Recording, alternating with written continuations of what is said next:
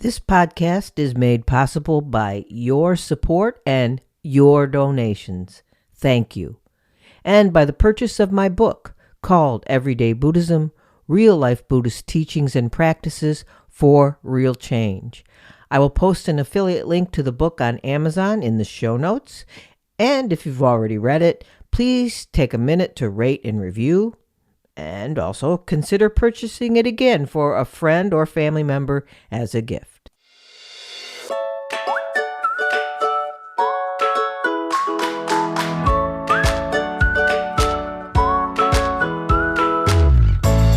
Welcome to Everyday Buddhism, making every day better by applying the proven tools found in Buddhist concepts.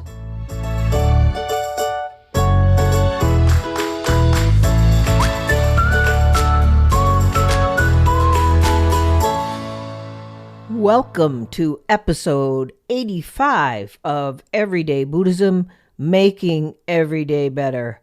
Maybe you've noticed that I haven't been around for about a month, but I didn't go anywhere, didn't do anything exciting. I guess I just needed a little pause in producing podcasts, but I'm back and hopefully on a more regular schedule. Every time I take a month off, I feel guilty. Isn't that terrible? But okay, here I am. I'm back again.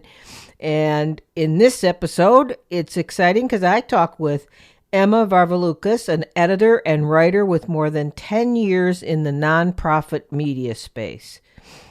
She's all about writing about things that could go right. She's focused on the positive. That's a rare thing in today's world.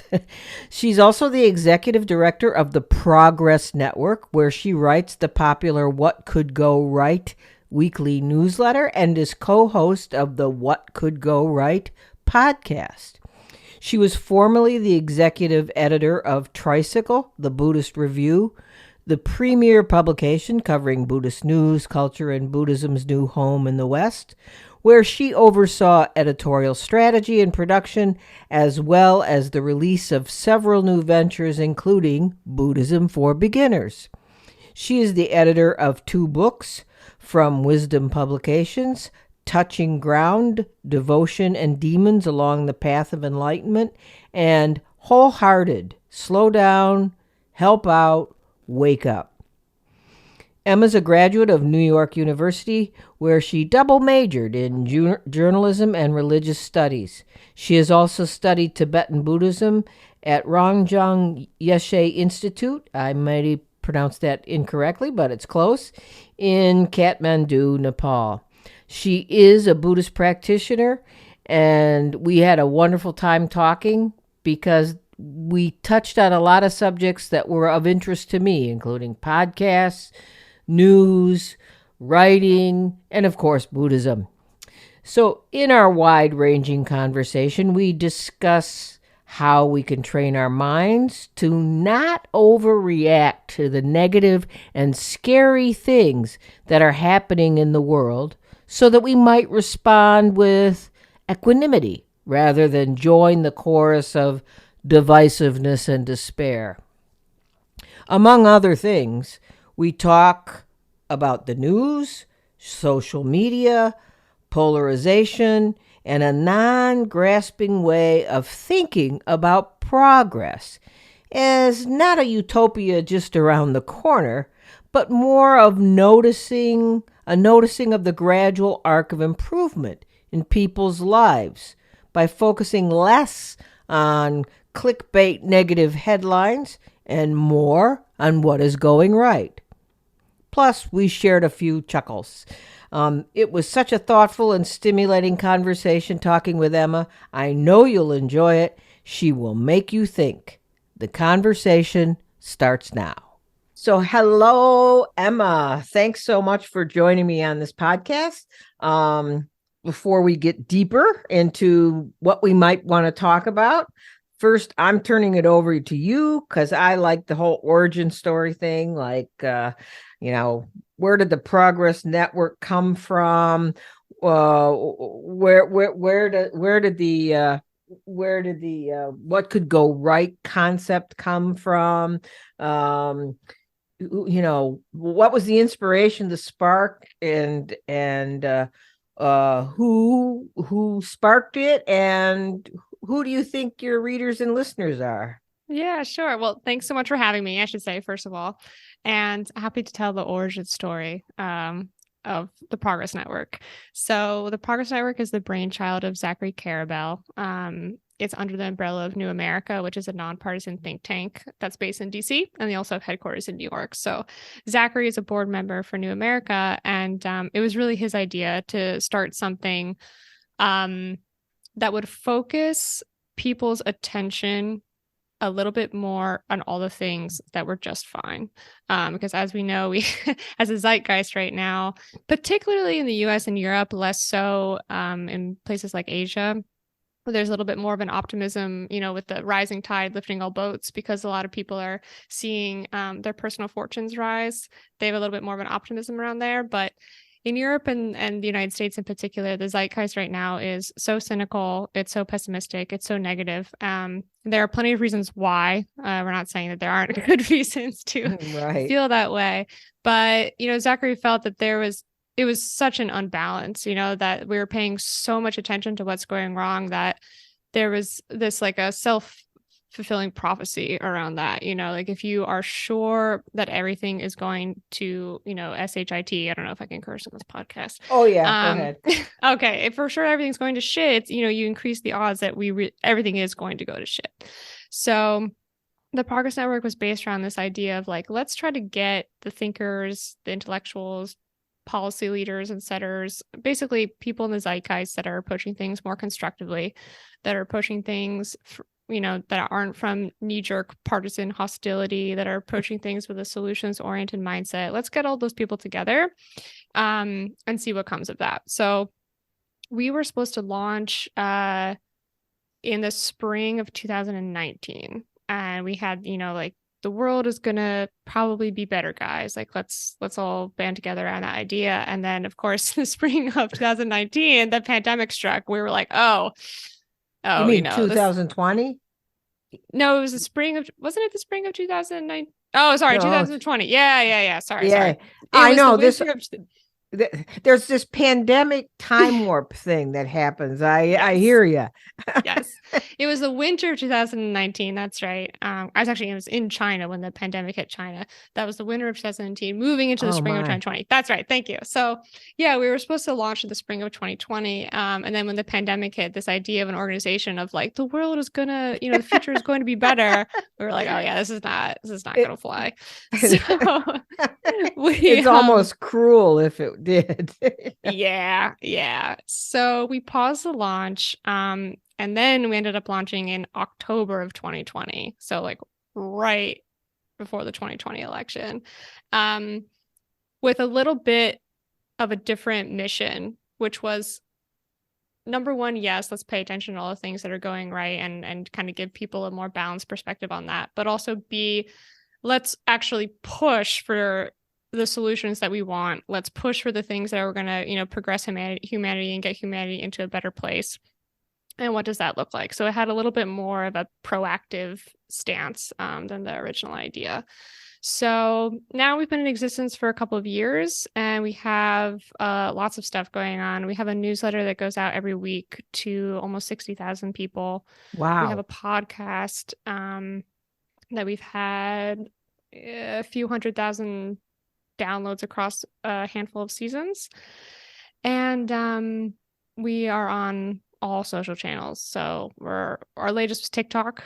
We've gone viral on TikTok a few times. So whoa, I applaud you for jumping into the TikTok waters. Yes. Oh yeah, that is the wild, wild west. I am telling you. And I'm a millennial, so it's like I'm considered completely old on TikTok. So that's I know, but can you imagine what it looks like from the perspective of us boomers? It's yes. Like, I kind of feel the same. So yeah, so just to answer your last question about, who you think our readers and listeners are, what's interesting is that it seems to really vary across platforms. I definitely feel like we're probably hitting people who want to be informed. They want to know what's going on. They're intellectual people, but they're tired.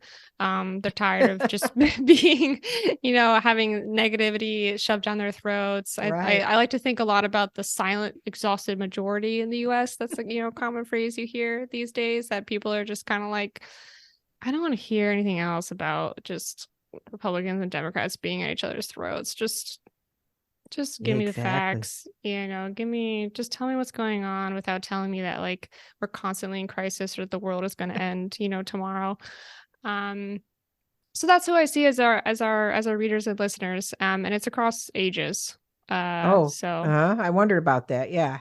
yeah, and that's the kind of like the platform thing. Like we found that it really does just match who's on the platform. So like our viewers on Facebook tend to skew older than our, people on TikTok. Right. And then the people that subscribe to our original content, like the newsletter and the podcast, it tends to span demographics in terms of age. Yeah, great. That's it. It's so interesting. I'll just tell you, before I tell you that I've tried to catch up with your podcast and I did sign up for your newsletter. That was recently, so I haven't read much, but just a couple things, but you're a good writer, so I know I'm going to enjoy it. But I did I did try to like do like a cram session on your on podcast episodes. And I have to tell you, my first thought about what could go right, I thought it might be really saccharine and icky. Mm. That was like an instinct I had, and boy was I surprised and pleasantly surprised. And I remember the first one I started listening to, I thought, oh, this is cool, this is deep, this is awesome, they have great people on. I mean, it's really good. And they're not always skewing it towards the good. I mean, they're not like the monkey with the eyes and the ears closed, Mm. that's when, and you're not like then there's no sort of like positive bypassing or spiritual bypassing involved. It's the real deal. And so I just was found it very interesting, and the guests are informative. And the podcast subjects that you cover are like this each one. I like how you like summarize the news and you play clips inside. I'm promoting here, by the way, if you haven't I figured appreciate it. Thank you. Making my job easy. Well, I just want people to know from my perspective, because I don't come at it from the same perspective that the way in which you're talking about it. So I want people who maybe are my listeners to say, yeah, I'll give it a try, right? But I noticed you covered so much ground in the 3 seasons that you have been alive there. You had climate. I had a list that it's just a haphazard list, like climate momentum. So not climate disaster, climate momentum, although that's hard to say after this recent earthquake in Turkey. But counteracting misinformation, politics. There's a lot of politics on there, which I was surprised about because it is such a negative territory, but you find ways to lighten the load a little bit. Gay marriage, crypto, crime, race, of course, the pandemic, work, capitalism, education, even wokeness, my goodness, and more. So there you go. I that was my little plug, and I meant it. I do enjoy it because people know who listen to my podcast that I'm a podcast addict. So I guess I just listen to almost everything. So, but that gives me a fine ear, I think, for what's interesting and what isn't. And yours is interesting because each one of your episodes, I noticed, requires a bigger commitment of time and thought. You can't just listen as, oh, this is background, it's entertaining. Oh, this is how people listen to little like crime stories and this on their I mean, you have to think to listen to your guests, and it's such a break from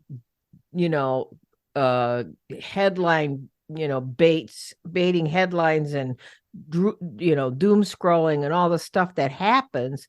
And for people who have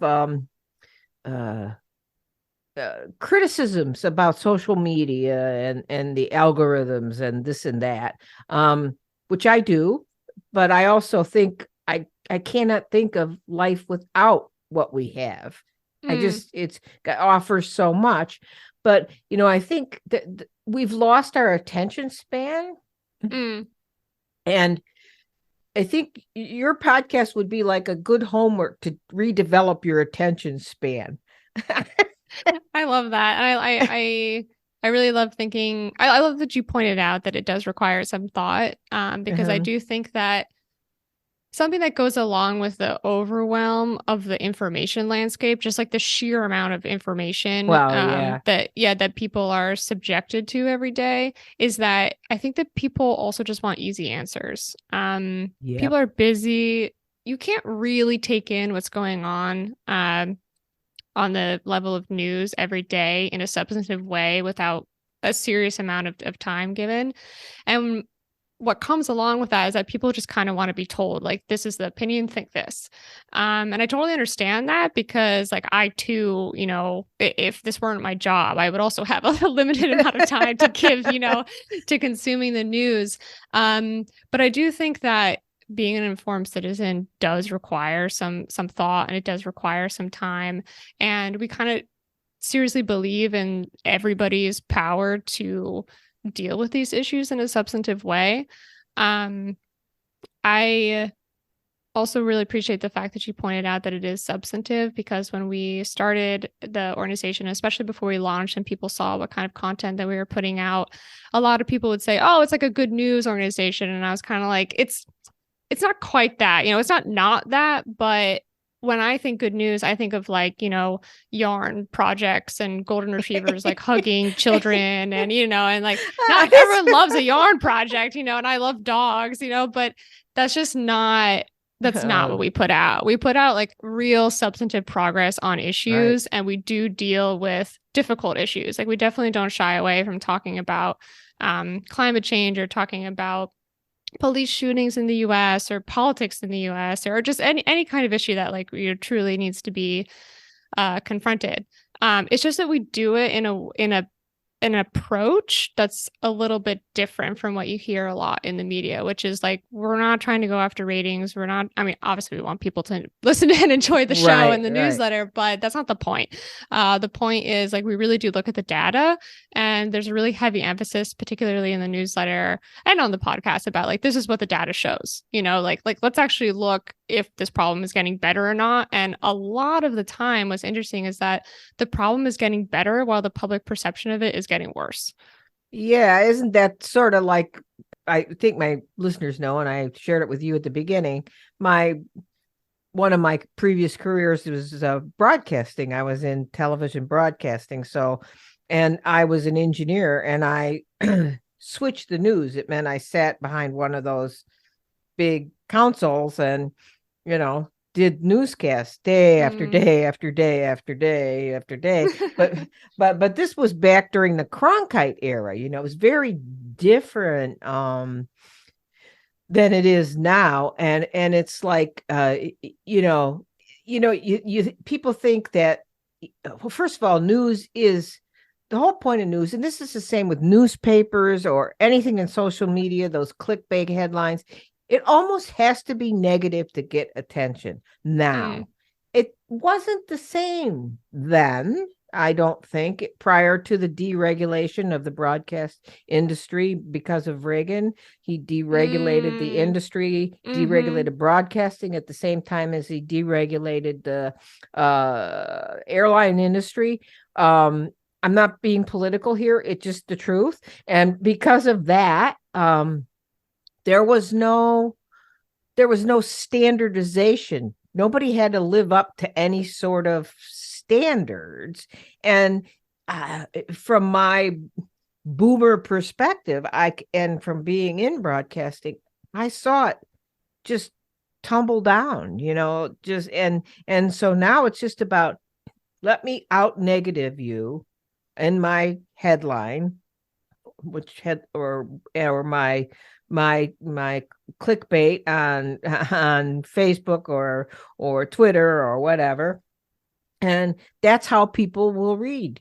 And and I think that's why we've lost our attention span. So you're absolutely right in what you think, but also I do think people would be turned off. It's like we don't want another one of those feel good networks, right? Because Right, yeah. now, how does that help? I mean, it might make you feel good for a minute. It's like watching cat videos. Yeah, you laugh, but Right. you know what I mean? In the end, you still crappy stuff still happens and you still got to deal with it, right? Right. Yeah. And it's definitely not meant to be escapism the way, cat videos have a place in our lives. Okay. Everyone wants to watch a cat video every once in a while. And I'm not going to begrudge them a cat video. I do it too.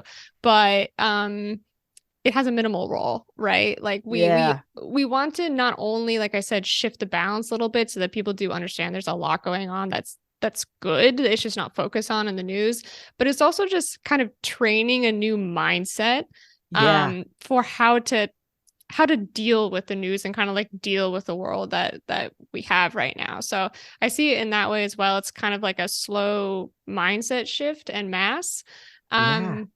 And I'm so also, by the way, so glad that you brought up Reagan's deregulation of the TV news industry, because I find this to be like such a pivotal moment in US news history, and almost Oh, nobody yeah. knows about it. And so like when I talk about it with passion, people are like, okay. And I'm like, What are no, you like talking this about? is Yeah. yeah, like this is really important.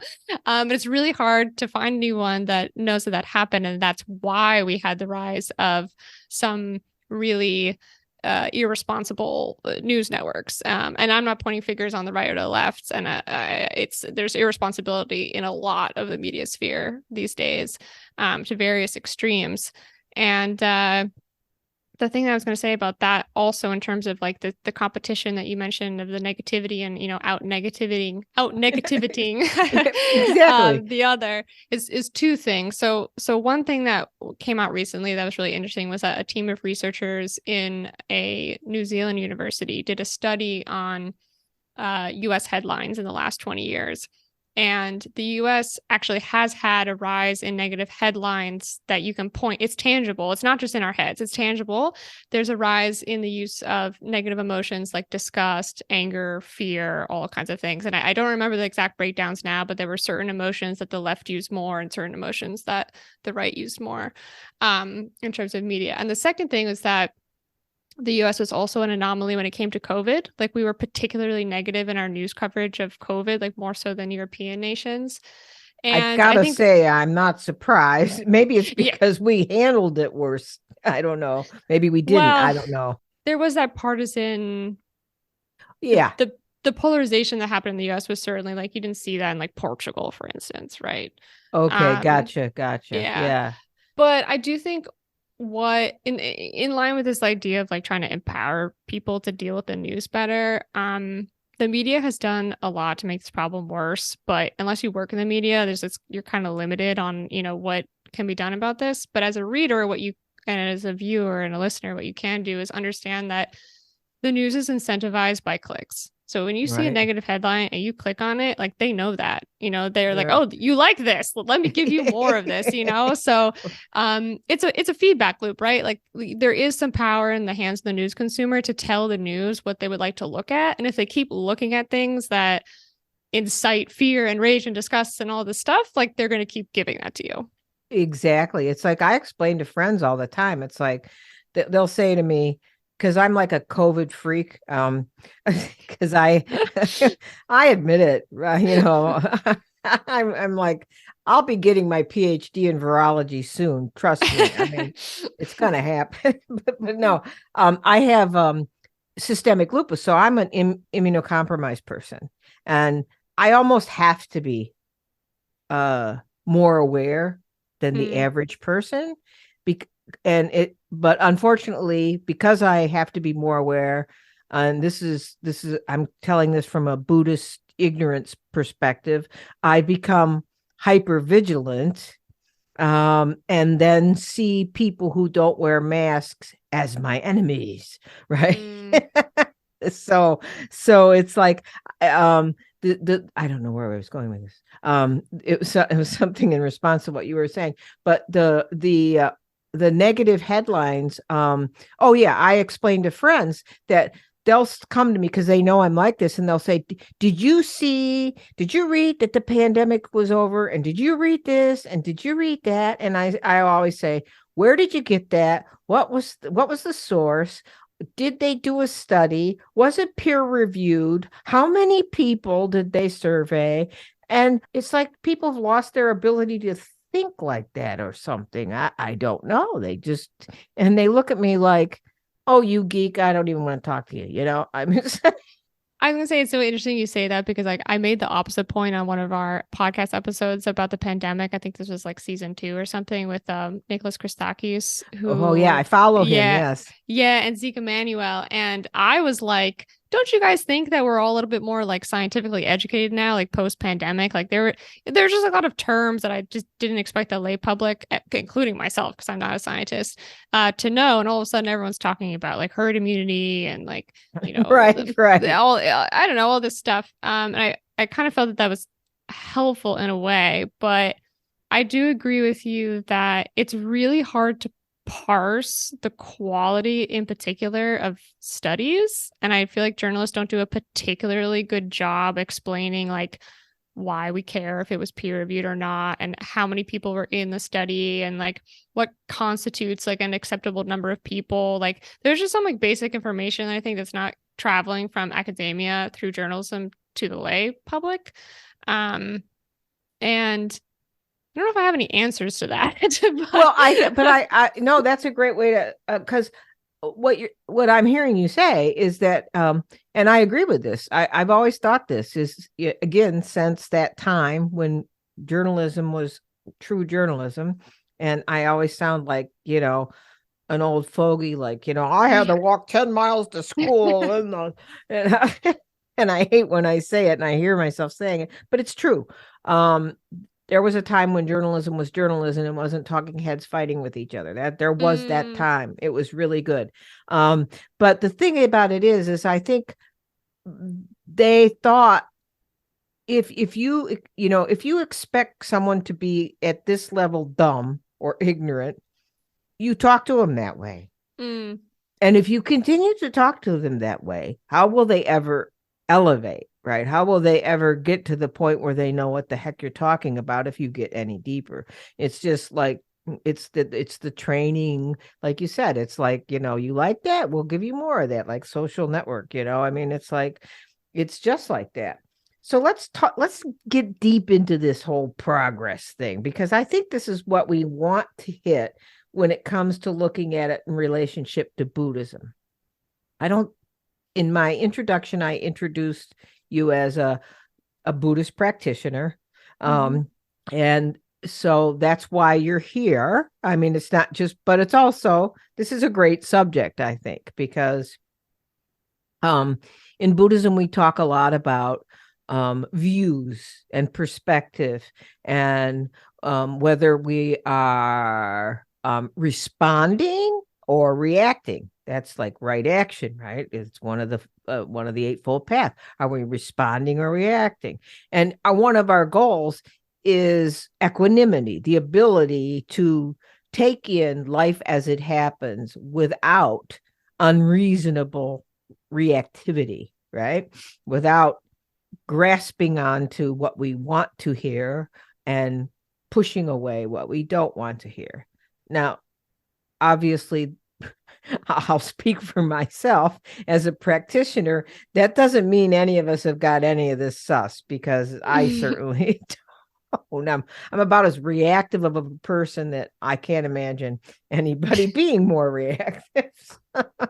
But that's why I need my practice. So, but let's get into this. That this whole progress network thing kind of bothered me. I'll tell you the truth. That word progress. Progress to me, like typical,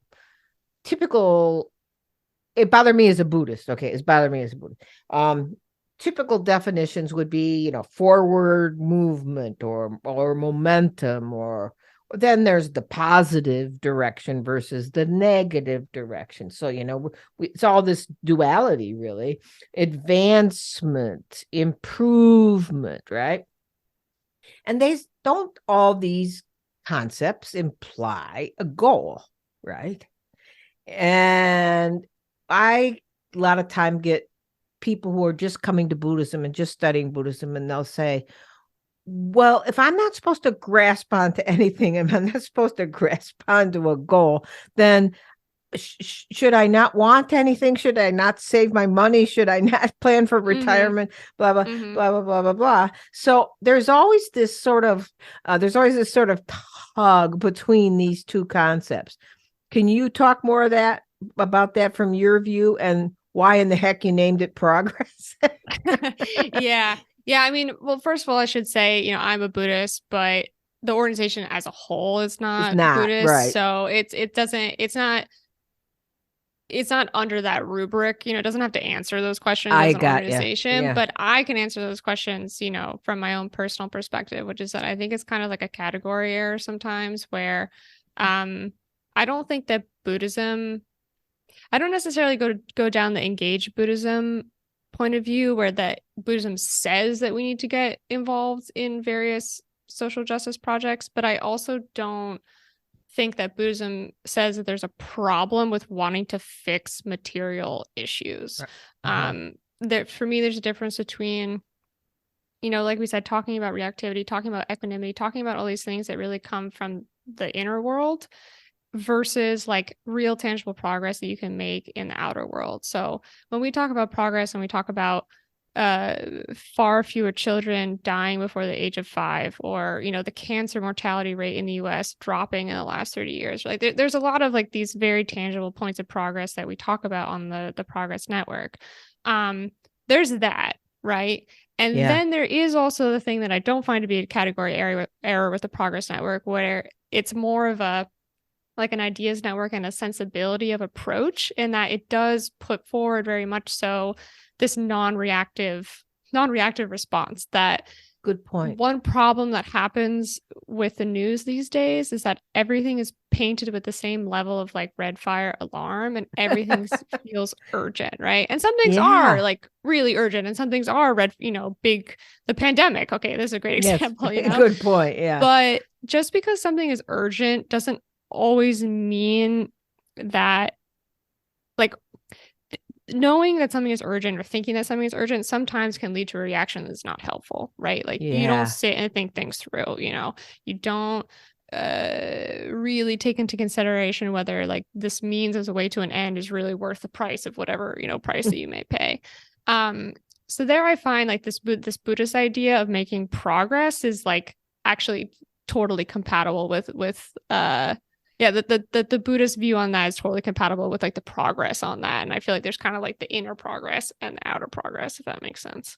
No, it does make sense, because goals are tricky in Buddhism. It's a sticking point with a lot of people new to Buddhism, and then you have to talk about, well, I think they're in one of the sutras. Buddha said in answer to somebody who asked that question, it's like, I mean, I think he said, there are good goals and there are bad goals, essentially. Mm-hmm. And that's why the Eightfold Path. I mean, when the Buddha had this first turning of the wheel where he explained what happened to him, how he saw his enlightenment. Let's face it, the Buddha was just a regular guy stumbling around making jerky decisions. I mean, he he didn't like what he saw as suffering, so he went and joined the ascetics, and he starved himself nearly to death.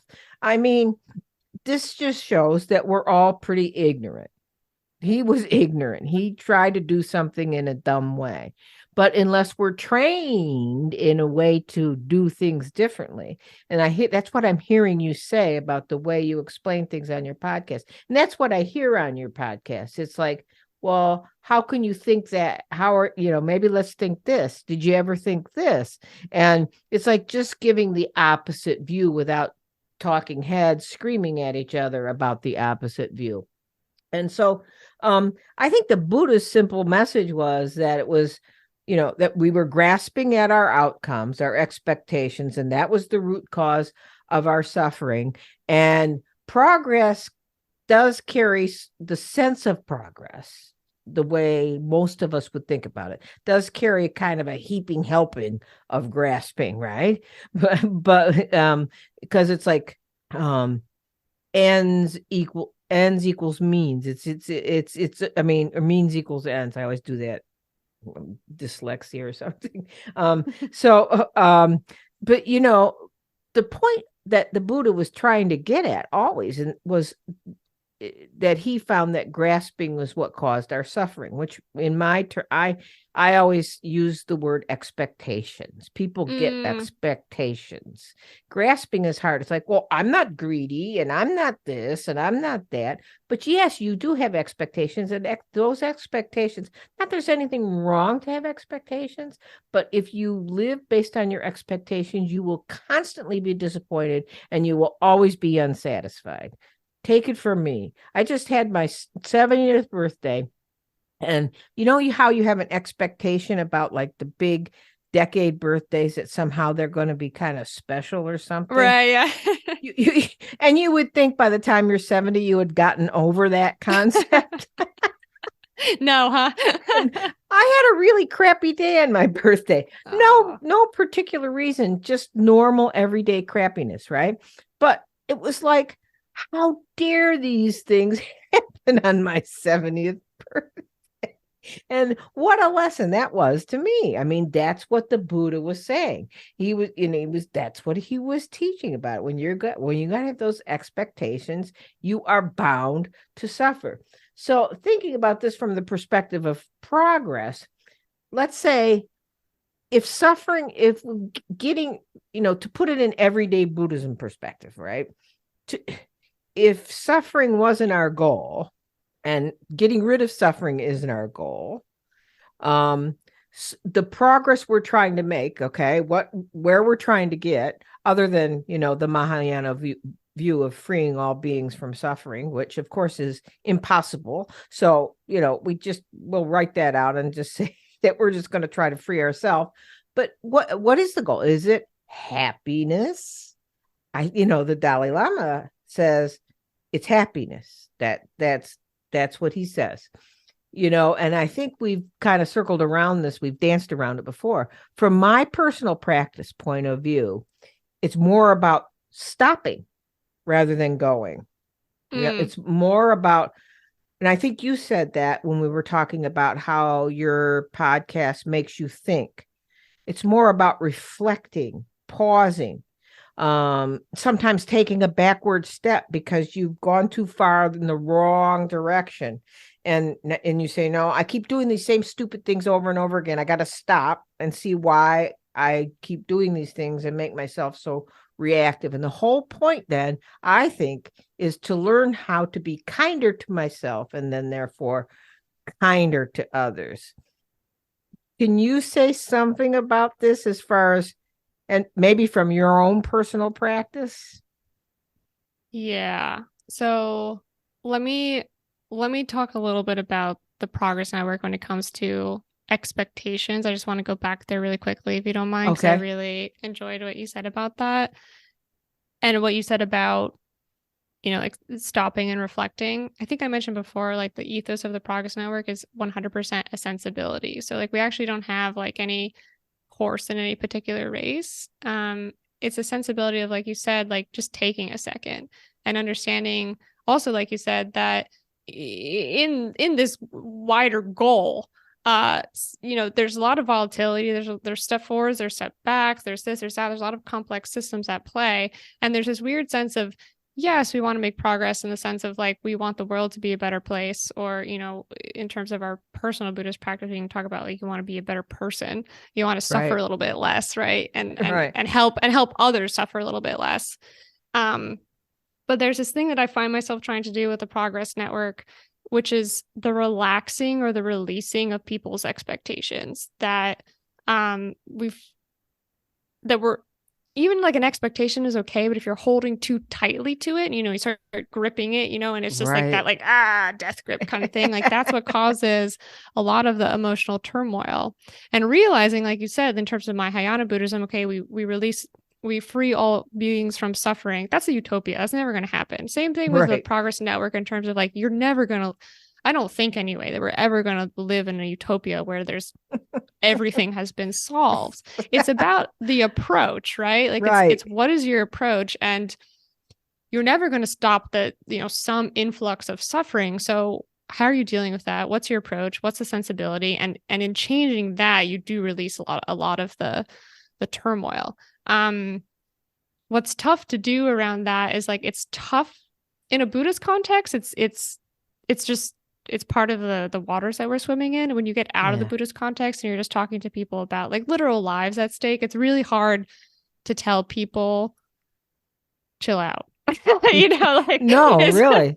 It is. Yeah, it is. It's like, yeah, don't react. I know we're in a pandemic and you lost your mother, you lost your job, but just chill. This is right. This is a nature. Well, it's like the Buddhist poet, the Zen poet who talked about the world of do is a world of do, and yet after he lost like all of his children. And that and it's like, we all know death happens. We all know about impermanence.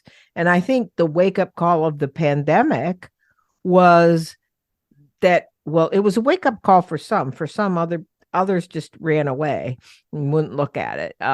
But yes, you're right. It's like, it's very hard to step in front of a person who's suffering in the midst of suffering in life and say, well, that's, go door to door and get the mustard seed from the house where someone hasn't died. You can't do that now. It's very difficult. It's very difficult to have that conversation basically on a political level and on a nationwide level of, yes, we want to, try to fix these circumstances as best as possible to save as many people as possible. But it does have to be married with this understanding that, like, even if we do the best job that can possibly be done, whatever that would look like, right? Like with the pandemic and 350 plus million people or whatever that looks like, that there is going to be death and suffering. And like how we respond to that is also part of the equation.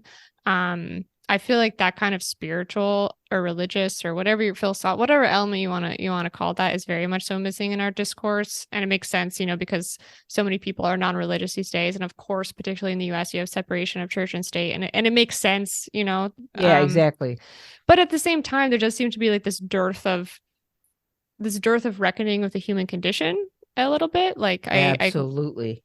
I wish I could see that a little bit more. And we talk about this on the podcast, and it's part of the reason why we have such a breadth of topics, is that we feel like things are very siloed these days. Like, you can talk about the economy, but you certainly can't talk about the economy and your emotional turmoil that you had when your 70th birthday didn't go, the way that you wanted to. But why not? Like, why can't we have those conversations? Even sometimes spiritual podcasts, like they're like, just talk about spiritual stuff. And it's like, why? Like, we're all living on this earth. We're all dealing with, figuring out what the heck crypto is and, our relationships and, this, that, and the other thing. So like, why can't we have a full conversation?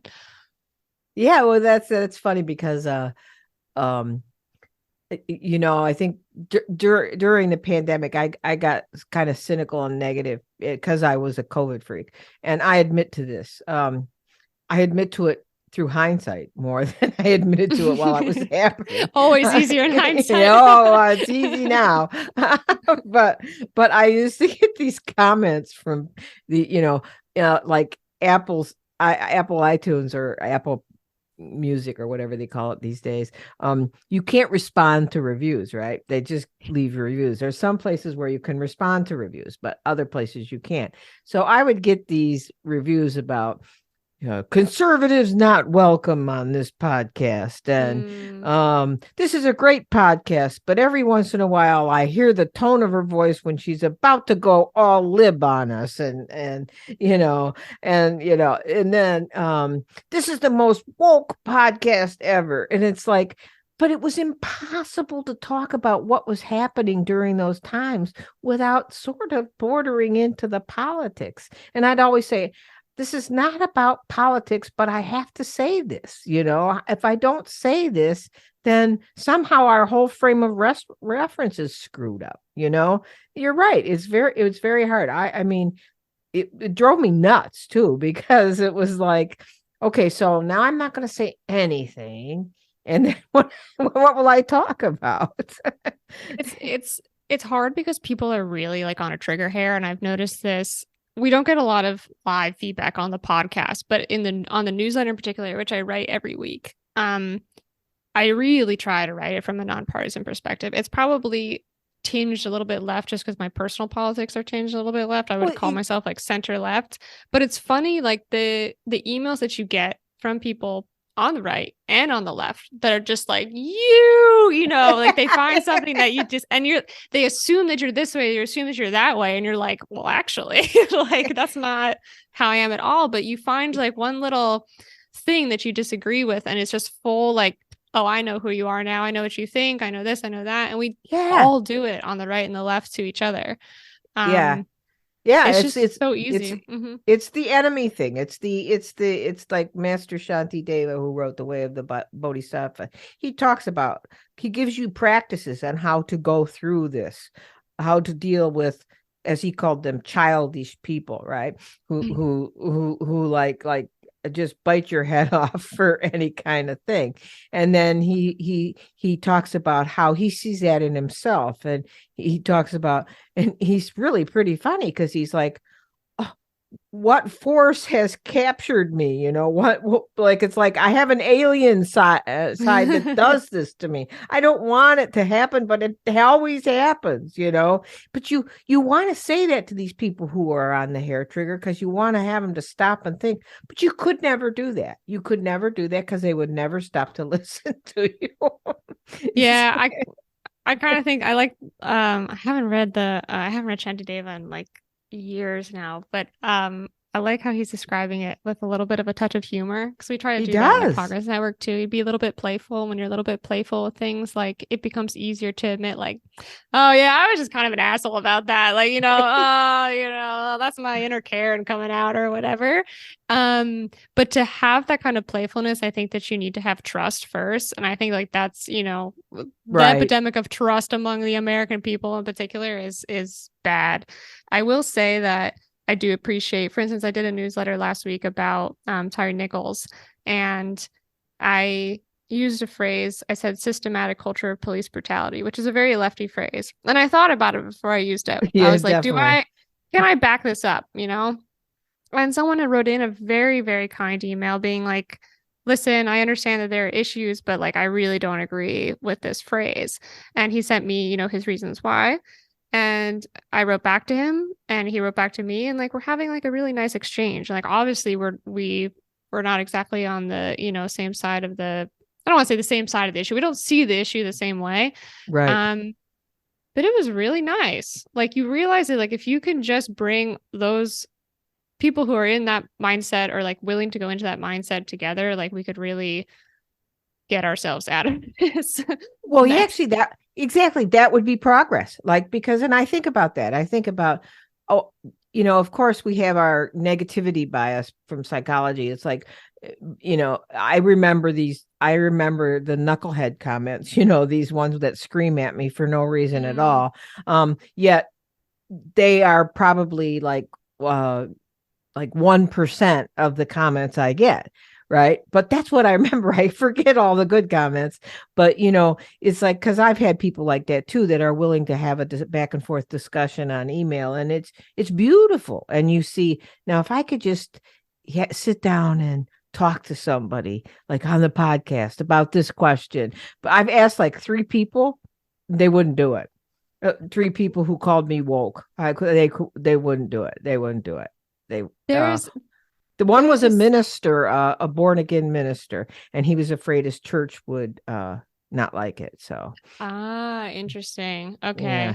Yeah. There was this phrase, I cannot remember now who said this and what the exact phrase was, but there was something about like you want to find people who, oh gosh, I'm so annoyed that I can't remember this because it was so nicely put, that you don't want to waste basically time on the people that are on the trigger hair, but if you can find people with a little bit of give, and you can give a little bit of give, like that's kind of where the magic Right. happens.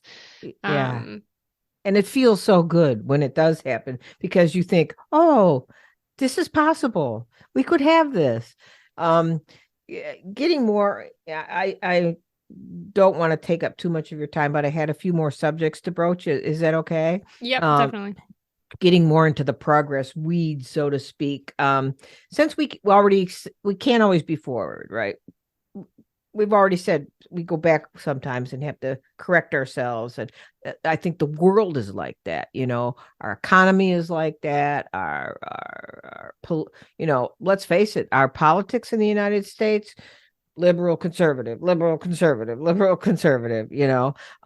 We won't say anything about the characterization of those two things, but that keeps happening. And didn't used to, because it used to be much more bipartisan. So we didn't have that swing. Again, my boomerism is showing, but but anyway, isn't that the natural state of things to have because of uncertainty, because of interdependence, and emptiness? Um, isn't life, isn't nature, isn't everything cyclical, waves, phases, attack and decay? Like nirvana and samsara are two sides of the same coin. Progress must have its To be progress must have its like sort of retrograde phase, if you will. I mean, I'm not trying to be all Peter Thiel-y here about, the great stagnation or anything, but maybe I am. I don't know. What do you have to say about that? um, what I have to say is this, is that like, I think sometimes when people talk about progress and they have like that word in their mind, they're just thinking like a straight shot through, like, here we go. Right. And like, oh, definitely it's not like that. Right. There's definitely going to be, there's that famous quote from Barack Obama, where he was saying like, if you had to choose any moment of history to be born, you would choose now, right? If you're a Right, minority or minority or right. whatever. And that might not be true in certain particular places of the world, or like, maybe this month on this year was a bad time, whatever. But like on the overall arc, that's where we see the progress. So for me, it's like it's the zooming out that helps, so that it does kind of look like this, not a straight line, but it looks more like a line the more you zoom out. But the more you zoom in, the more you see it's like nee, back and forth, back and forth, back and forth, back and forth. But there are definitely some things, and I don't think this is clear for everything. And again, like I and the network, actually, we don't have a particular horse in the race to tell you like we are definitely making progress. It's just more so that we're trying to pay more attention to it. To the But progress, yeah. yeah, but I do think that there are some things that you do see, despite a little bit of the fluctuations back and forth, that like the things are definitely better. Like the child mortality rates that I mentioned, rates of poverty, like those are undeniably better. There's a really interesting thing going on now with LGBTQ rights, where like, again, if you zoom in, you see the fluctuations. If you zoom out, you realize that like the number of countries where homosexuality is illegal or they don't legalize same-sex marriage is shrinking slowly, slowly, slowly, slowly, Absolutely. slowly. And or the Ukraine war is another great example. I think a lot of people saw that as just like, oh, like humans are always going to have war and violence and this and that. But it was also like a particular fluctuation in a period of long peace, and in a period of, if you follow Steven Pinker's work, of far fewer Right. far fewer wars than we've Wars. seen, across history, and far less violence. So there are actually like metrics, where we're doing much better, and where like I totally agree with you. I don't think it's ever going to be a straight line. And this is where it comes also from the like, what can we do to like keep this going question? It becomes part of that, because it's not guaranteed. A lot of people in the progress community say that a lot. Like, your progress is not guaranteed. There's nothing to say that our fears might pan out tomorrow and we will have nuclear holocaust or AI will take over, whatever, choose your apocalyptic outcome. We're not saying that definitely won't happen. It might happen, but Yeah. if it happens, and Zachary says this a lot, it's not for lack of talking about that. Like, we talk about that plenty. So let's talk about something else and see if we can get it going in that direction. That's awesome. And that is another thing that in the email that you sent me to reach out, this, and I don't know whether you actually wrote this or whether you're a promotion Likely person. not, but I probably saw it at some point. I mean, I'm going to be honest here. A lot of people don't understand that you get guests because people say, couldn't they be the guest because they have a book or a podcast or whatever? But I liked the concept, and it was I'm going to quote it: applying the concept of Buddha nature to the world, just as anyone can become a Buddha. The belief that the world can improve underpins any action to improve it. I like that. It's intriguing. It does sort of go against Buddhist cosmology of the the three ages, since we are in the degenerate age of Mapo. And in thinking about, I mean, I'm agnostic about a lot of stuff, I have to say. That's why I have everyday Buddhism. I'm not a secular Buddhist because I do have some ritualistic and I have a lot of heart in my Buddhism. But so I'm agnostic about this kind of stuff. But then again, when you read the sutra that talks about the age of Mapo, which is, for people who don't know, there's 3 stages according to Buddhist cosmology. And there's a lot of weird stuff in Buddhist cosmology. So just take it from me. It is out there. But there are 3 stages, and the third stage supposedly happens about 2,000 years after the Buddha's death. Bingo, this is where we are, and it's supposed to last about 10,000 years. Ooh, that's scary. But in this sutra to the Great Assembly, this is where this came from. They describe it as the age of conflict, and this is a quote: quarrels and disputes will arise among the adherents to my teachings, and the pure Dharma will become obscured and lost. In this later age, when society is disordered, Shakyamuni's Buddhism will lose its power to benefit the people, as people born into the latter day of the Dharma do not have the seed of Buddhahood sown into them. Now, as I'm saying, I sort of hesitated to even bring this up. Since you're about positivity, I'm about positivity, but at the same time, it's kind of hard not to see our age in that quote, right? It's like, but at the same time, to use the way you guys train our minds in your podcast and newsletter, at the same time, if you looked at any age from that angle, you'd probably see quarrels. And I mean, I'm like in the age of the Japanese feudalism age, when there was the Tendai monastery, and Shinran and Honen left the monastery. I mean, there were wars and all sorts of horrible things that we don't quite have, and famine, and like you don't hear a lot about famine anymore, except in some parts of the world you do, but it's not like all over Europe, and it's not. So, it's easy to see that. But then again, it's I think your point is well taken about whether you're using a magnifying glass or binoculars to look at this, right?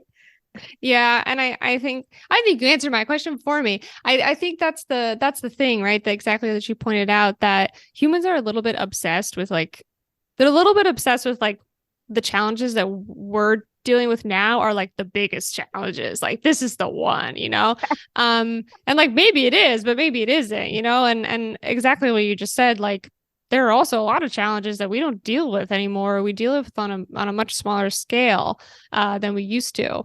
And I think, no knock to Buddhist cosmology, because I am in the Buddhist tradition. But I do think that, like, a little bit like astrology, when you want to see something, you see it, right? So I can hear that and I can think to myself, oh yeah, well, it's tough to meet an enlightened person these days, and I've heard all these stories about blah, blah, blah. But you could also look at that the other way and say, yeah, but right now Buddhism is flourishing across the entire world. Like, that didn't happen, Right. thousands of years ago. And I'm sure that an argument can be made about whether that's for the ill or for the better. Exactly. But the point is that argument can be made in either way, right? I think it's an interesting little reflective mirror to take something like that. And I think that it just reflects a little bit of the zeitgeist we're in now, and a little bit of just like what I said before, just humans humans are just really preoccupied with like, this time is the worst time, you Well, know. exactly. And, well, there's a couple of interesting things that I think have framed it, especially around the pandemic. It's like, well, and also around Buddhism. It's like, number one is like, I'm always struck, and I never stop thinking about it. I've written a lot of Substack articles that I've never published about this because I can't quite get the words out. But it just keeps spinning around in my head. It's like there was never, I've talked about it a lot in my podcast, though. It's like, I don't think there was ever a time in the world where we had like a great plague, right? That everybody knew about at the same time. Mm-hmm. And because we're all interconnected. So there was this momentary, and I used the word momentary purposely, this momentary sense of togetherness that quickly eroded into divisiveness, at least in our country, definitely in our country. I know other countries didn't have that. I don't think as much. You live in Greece. I don't know where you were during the pandemic, but we had those moments of the, people in New York City applauding for the healthcare workers, but now you can't even get anybody to care about wearing a mask. So, it's like it's a very interesting thing about how it is, but I really think that was so unusual and so good in some ways, because I read a book about the pandemic of the great influenza pandemic, which my grandmother actually lived through and got the flu and survived. But my father was taken away from her to go to a wet nurse and stuff because she was so sick. But that pandemic, they said there's very few personal stories written about it because people were so ashamed at how they behaved. Yet we have a lot of opportunities to share our feelings about the pandemic. And we did at first, but then I found that nobody talked about it anymore. And maybe it's because they're afraid if they talk about it, it won't go away or something. I don't know, some kind of weird thing like that. But the good thing about the Buddhism, as you pointed out, is when the pandemic hit. Now, I've had a virtual Sangha since prior to the pandemic. So I was always already well versed in setting up a virtual Sangha. But I watched all these Buddhist communities struggling to learn how to Zoom and to YouTube and to broadcast. And it was like, and same with Christian churches and every kind of church. It was everywhere. And I've always said to my audience, it's like, if you were ever interested in Zen, or if you were ever interested in Shin, or if you were ever interested in Tibetan Buddhism, there's a million places you can go and find out about it. And it's real. It's just like as if you walked into their temple. So that's progress. Yeah. And I think, one thing I'll say about the sort of worldly pandemic experience and kind of rating how each country did and all of that is that I spent half of the pandemic in the US and half in Greece. And I just, back to our expectations discussion before, part of what, and I should say too, I was in China when it hit, and then I was in the US for half of it in New York, and then in Greece. And I will say that it was interesting how our assessments of how each country we're doing change, because when I came back from China, like I wrote this piece because I was really impressed. Like I woke up one morning after a couple of days of them saying the virus is in Wuhan. That's not where you are, because we were in Harbin, we were in northern China, quite far away from Wuhan. No virus here. We woke up the next day. The hotel was like, everyone needs to wear a mask now. And it's like you blinked, and because the Chinese are much more sort of law-abiding citizens, Right, than right. the US are, for better or for worse. Everyone was wearing masks. I was very impressed by this. So like when I came back from China, I was like, we could maybe like learn some lessons from the Chinese around this. Like, lo and behold, 2 years later, you see what's going on in China as far as the COVID lockdowns and people starving and this, that, and the other thing. So I do think there's a little bit of a myopic sense that people got in the US in particular, that they see the US's troubles as being unique, where because I spent half of it in New York and half of it in Greece, I just didn't see that. I just saw like each country like had its own thing, and certainly like countries where, you know, US and Greece are both troubled in their own ways, and certainly I think in other countries it didn't quite go this extreme, but I think that sometimes Americans forget that like this is not just the United States, that people were really pissed off at the government and like That's right. not happy with the way that things were going. Greece had an enormously strict lockdown. They had a, you know, kind of the opposite of what you're saying, which what I found ridiculous. They had a mask mandate outdoors Wow. long into like just long into the pandemic, and they were fining people. And Greece is not a rich country overall. So there's just a lot of criticism to be handed around. And I think there's a lot of legitimate criticism to be handed around, but there's also a little bit of this releasing of expectations of like, Yeah. how are we really expecting this to go, you know? And I do think, like you said, there is also like all the good that came out of it. I don't know, in the millennial generation, at least, we talk about pandemic glow ups, you know, that because like we had this sudden stop of life, that it really made a lot of people take stock of what was going on. Oh, absolutely. Yeah, and people made big changes. They had their glow ups. I had mine. um, No, I've so seen it. Well, I see it a lot in like the sense of transgender. More and more people I know um ta- came out as transgender or non-binary, just like that, right? Or more and more people quit their job, or more and more mhm. people, and it's like, well, when you have time to think, you stop reacting and you start responding, right? That's really, and that's what it gave people. A lot of people, I knew people that didn't even ever know when their bushes bloomed because they never had the time to look, right? Or they've never saw that. I remember we seeing, and I was a little snide and snotty. Somebody posted on, it was either Twitter or Facebook, a picture of a cardinal, and it was like they were so freaked out and excited about seeing this cardinal in their yard. And it was like, cardinals are everywhere. Come on. No, it's true. I remember the first lockdown. So I was still in New York at this time. My mom caught COVID, and my mom is in her Oh, 70s. So, and this was pre-vaccines. This was like when the we tough really did not, COVID. yeah, we did Yeah. not have information. And so I did what you're not supposed to do, which because she lives alone, I went back to New Jersey where I'm from, and she's living, because there's just no way I was going to leave her alone in the house, you know, as a Right. 70-year-old person, like whatever. Um Anyway, she gave me COVID. She got over her COVID faster than I got over my COVID. So there's all that. But within the fear of like what's going to happen to my mom after that passed, and we were lucky that it did pass. God, I love that first lockdown. I love that. It was beautiful, wasn't it? Oh my God. Like I didn't have to do anything. I mean, obviously I had to work, but Yeah. other than that, oh man, I really, really enjoyed that stop.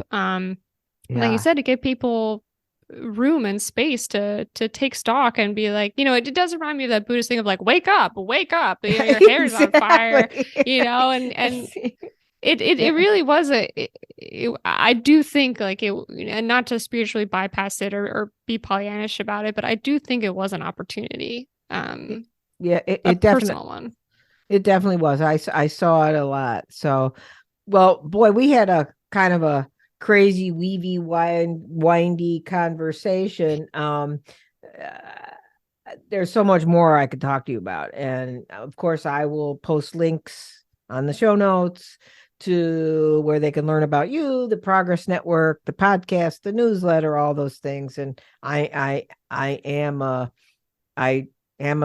listener, subscriber, so I encourage people to try it.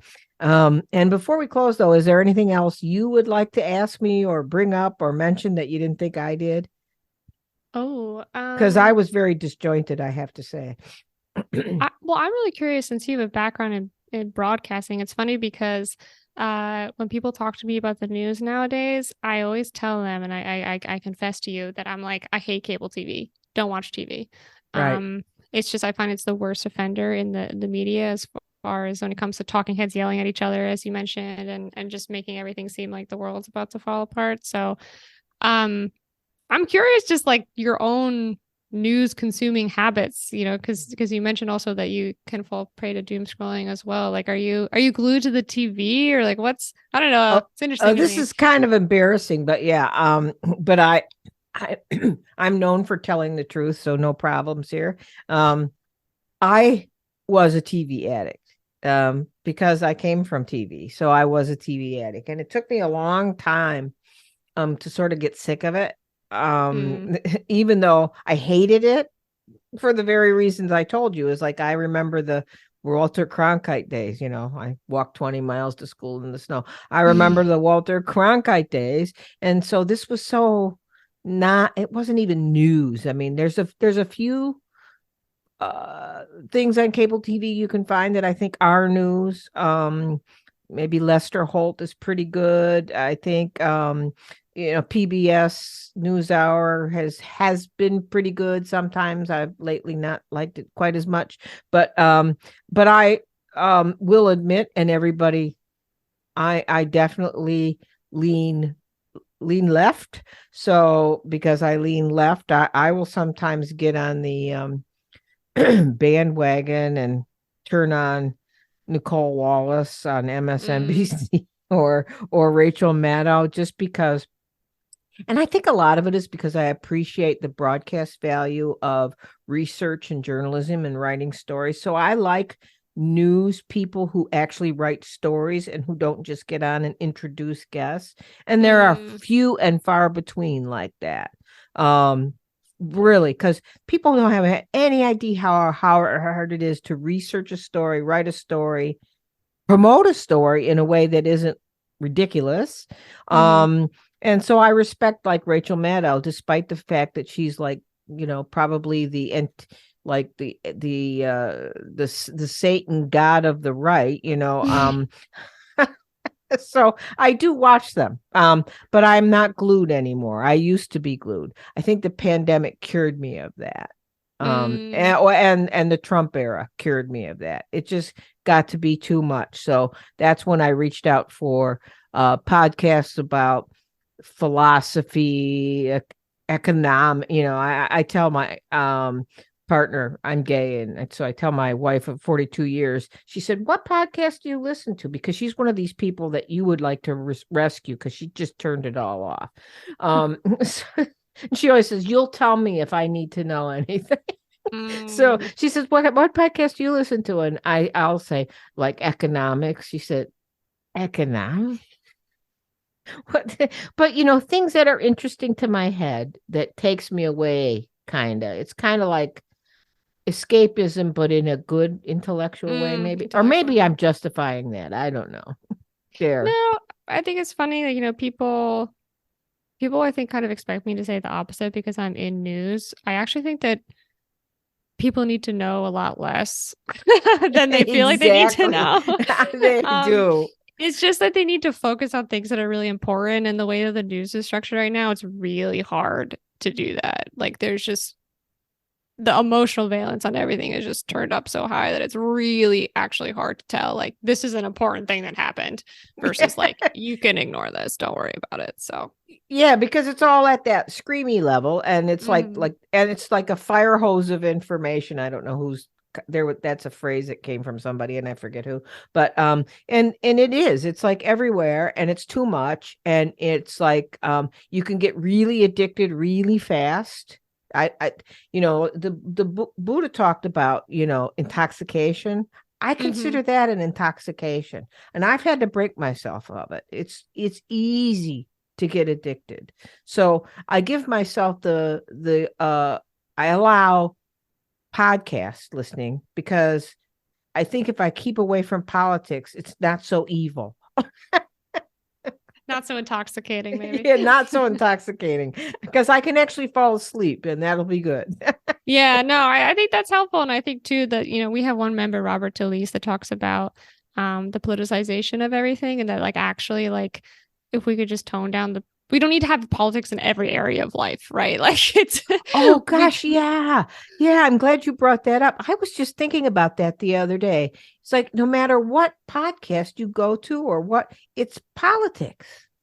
It's like in America anyway. I think it's like in other countries too. I don't know, but you're right. I think that's so true. So true. But Yeah. thank you for making me admit my addictions. I'm sorry, I didn't mean to put you on the spot or anything. No worries, no worries.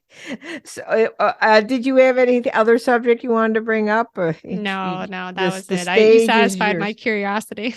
Okay, well, I'm curious too. I think that's Mhm. because we're both come from journalism and writing, where curiosity's part of the game. So, Mhm. yeah, it's wonderful to talk with you today. I really enjoyed it, learned so much, and I think everybody will learn it. So, thanks again, Emma. Thanks you so much for having me. This was really fun. That's it for this episode. Next up, some announcements. As always, a reminder that you can join me and others in the private donation-supported Everyday Sangha that meets virtually via Zoom every other week on Saturday mornings at 10 a.m. U.S. Eastern Time.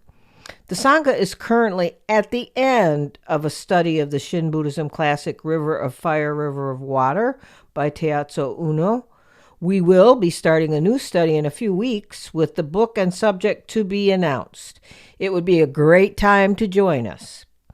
And you could also support this podcast and the other activities of Everyday Buddhism by becoming a community member for $5 a month. If you do, you will have access to members only podcast, an education series, a private group on a non-Facebook platform, and the bonus contemplation podcast.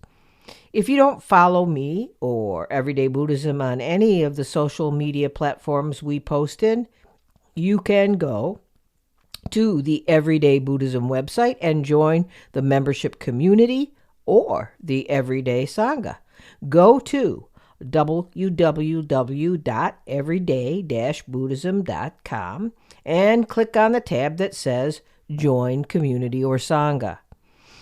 I am thankful for any donations you are able to give. I do not seek podcast sponsors and do not ask for financial commitments through paid podcast memberships. So my work and the cost of everything needed to keep my work public is entirely self-funded except for your donations. Please consider a one-time or continuing donation through Patreon or my website. You can find the links in the show notes. And thanks too to all of you who write in with comments and questions. I do read everything, but I can't always respond. Another way you can help is to, of course, rate and review the podcast on your favorite podcast platform. It's important to share the podcast with others. First of all, it helps my rankings, and it will help others find some peace in their lives if it helped you. And if you could, take a minute to comment so people will know why you love Everyday Buddhism. That's all for the announcements. So until next time, keep finding ways to make yours and everyone's days better.